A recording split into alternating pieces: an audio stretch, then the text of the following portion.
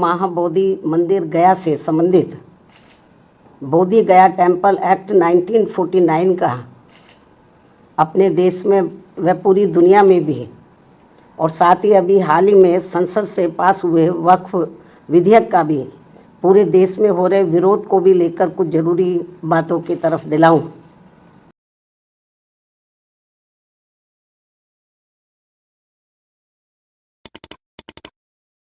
Media बंधुओं,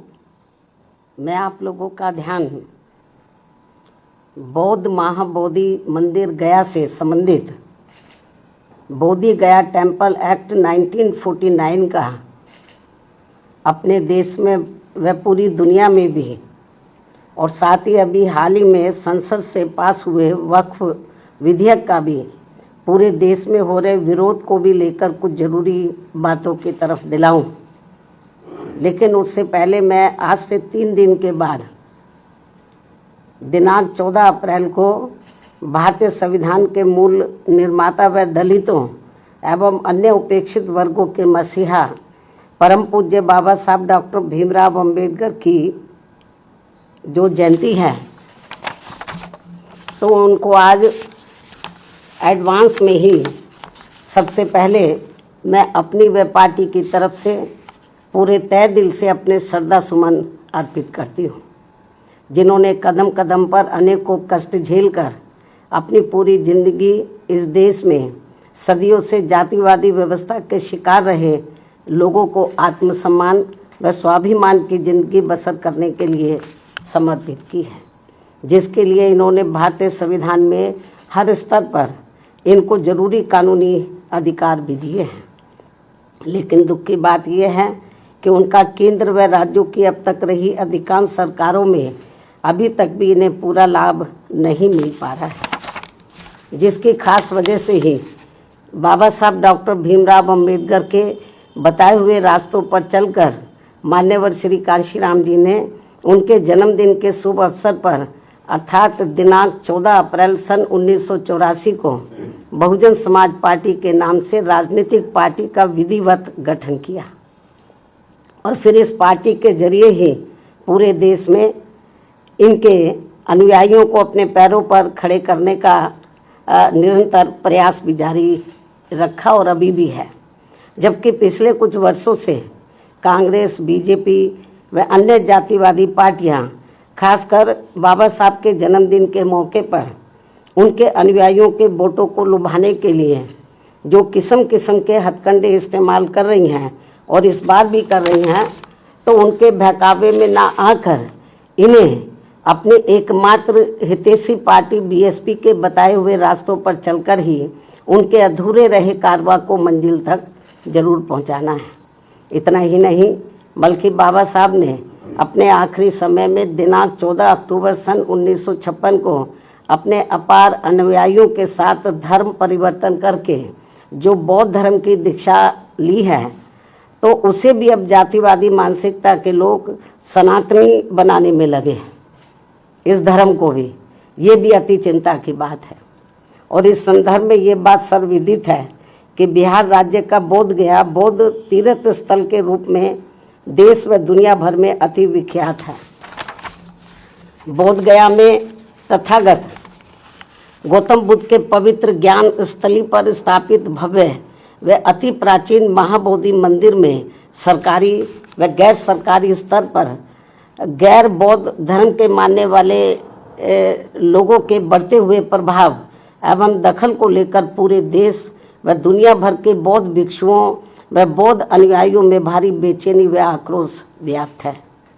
तथा वे लोग इसको लेकर कांग्रेस की सरकार के दौरान सन 1949 में बने बोध गया मंदिर प्रबंधन कानून में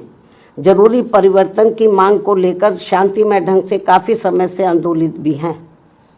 ये कांग्रेस के समय में ये कानून बना था। उल्लेखनीय है कि देश की आज़ादी के बाद कांग्रेस पार्टी की सरकार द्वारा बिहार में बोध गया मंदिर प्रबंधन के संबंध में जो कानून बनाया गया था, तो उसमें जिला अधिकारी की अध्यक्षता में 4 हिंदू व 4 बौद्ध धर्म के मानने वाले लोगों की कमेटी बनाने का प्रावधान किया गया है। जो पहली नज़र में ही अनुचित, अनावश्यक व भेदभावपूर्ण लगता है। और सरकार की इस अनावश्यक दखल अंदाजी की वजह से ही वहाँ महाबोधि मंदिर में पूजा पाठ, देखरेख, संपत्तियों के संरक्षण, उसका रखरखाव व साफ सफाई आदि के साथ ही लाखों तीर्थ यात्रियों की सुख सुविधा आदि को लेकर भी स्थिति लगातार असहज व तनावपूर्ण सी बनी रहने की आम शिकायत है, जिसकी वजह से बौद्ध धर्म के मानने वालों की ये मांग है कि महाबोधि मंदिर की पवित्रता को पूरी तरह से बनाए रखने तथा इसकी सही से देखभाल के लिए ये जरूरी है कि मंदिर में पूजा पाठ, उसकी सुरक्षा व संरक्षण आदि की पूरी जिम्मेवारी बौद्ध भिक्षुओं व बौद्ध धर्म के अनुयायियों को ही सौंपी जाए, जो इनकी ये मांग जायज है, जिस पर वर्तमान सरकार को तत्काल उचित ध्यान देना चाहिए। वैसे भी अधिकतर लोगों का यही मानना है कि 1949 में जब मंदिर प्रबंधन के संबंध में कानून बन रहा था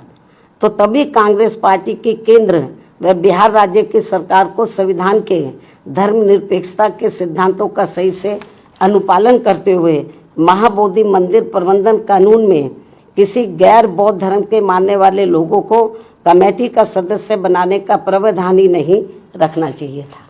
ये कांग्रेस की बहुत बड़ी गलती रही है। इससे फिर अनावश्यक परेशानी व विवाद से बचा जा सकता था। किंतु अब जबकि ये मामला काफी तूल पकड़कर भारी विवाद का रूप धारण कर चुका है, तो ऐसे में केंद्र व बिहार की एनडीए सरकार को इसमें तत्काल आवश्यक सुधार जरूर करना चाहिए, ऐसी बीएसपी की ये पुरजोर मांग है। इस क्रम में नए वक्फ कानून के तहत राज्य वक्फ बोर्डों में जो नॉन मुस्लिम को रखने का नया प्रावधान किया गया है, वह भी प्रथम दृष्टया अनुचित प्रतीत होता है, जिसका मुस्लिम समाज में भारी विरोध भी है। इसी प्रकार के अन्य नए विवादित प्रावधानों के सुधार को भी लेकर केंद्र सरकार अगर वक्फ कानून को फिलहाल स्थगित करते हुए उस पर समुचित पुनर्विचार करती है तो ये बेहतर होगा। अर्थात इन सभी मामलों में सरकार जरूर ध्यान दे, बीएसपी की पुनः ये मांग है। इसके अलावा भारत में भारतीयों की सुरक्षा के लिए केंद्र में सभी राज्य सरकारों को आतंकियों के विरुद्ध अपने अपने राजनीतिक स्वार्थ को छोड़कर भारतीय कानून के तहत निष्पक्ष, ईमानदार व सख्त कानूनी कार्रवाई करनी चाहिए या इनके द्वारा होनी चाहिए, तो ये देश व यहाँ के नागरिकों के हित में होगा। इन्हीं जरूरी बातों के साथ ही अब मैं अपनी बात यहीं समाप्त करती हूँ। धन्यवाद। जय भीम व जय भारत।